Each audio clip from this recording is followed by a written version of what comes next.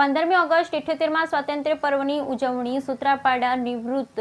સૈનિક સંઘના કર્મચારીઓ દ્વારા ઓક્સફર્ડ નવોદય વિદ્યાલય પ્રાચીની પસંદગી કરવામાં આવેલ।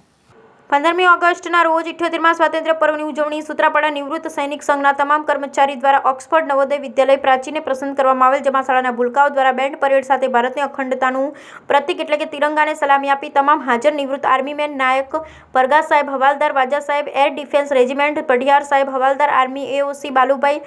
લાયન્સન નાયક આર્ટલરી રેજિમેન્ટ પ્રકાશ સાહેબ વાળા નાયક આર્ટલરી રેજિમેન્ટ જાદવ ભૂપતસિંહ હવાલદાર એએસસી અમરસિંહ વાળા